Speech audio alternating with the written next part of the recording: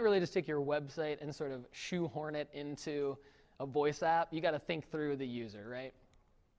But the concept here is that you want to take the content that's on your website, start very, very simple, look at Google Analytics, understand what users are interacting with most in the desktop browser and on the mobile device, and then build a voice-based version of that for Alexa and for Google.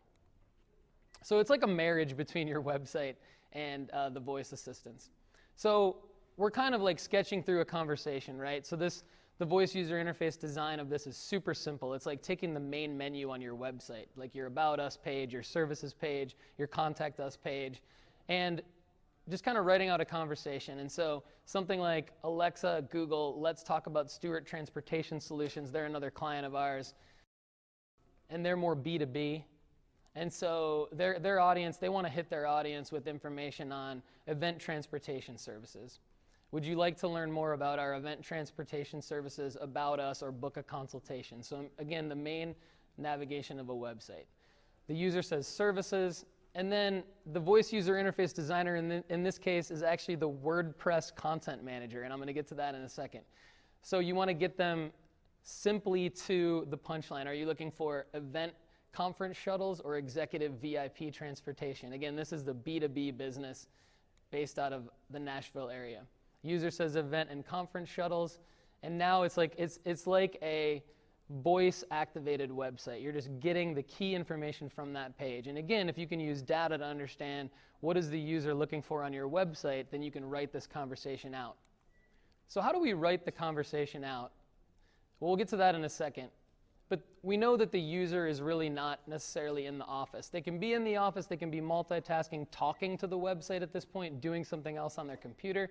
But with voice-based websites, they're going to be sticky. The conversation is going to continue into meeting rooms. So business professionals needing to learn about another business to make a decision, a purchasing decision, talking in meeting rooms, in waiting rooms. I mentioned data-driven design as a remote workplace. So technically, my teammates in Nashville, I don't really know what they're doing throughout their day. They have lives. They might need to take their kid to the dentist, for example. They can get work done in the in the waiting rooms. They can get work done while exercising, while driving, of course. Alexa while driving, there's like 47 different ways to put Alexa in your car. And now Google in the car as well, Google Assistant while driving. I actually bought one of the cigarette lighter devices made by Rove a couple years ago, and they actually work pretty well.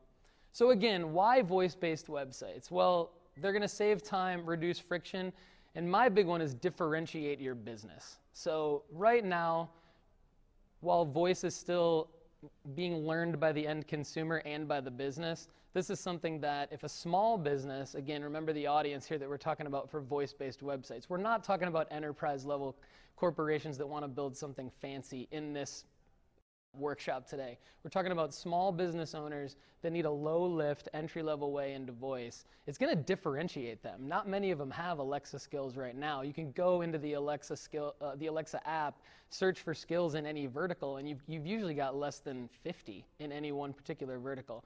So the time is now to get in to differentiate your business.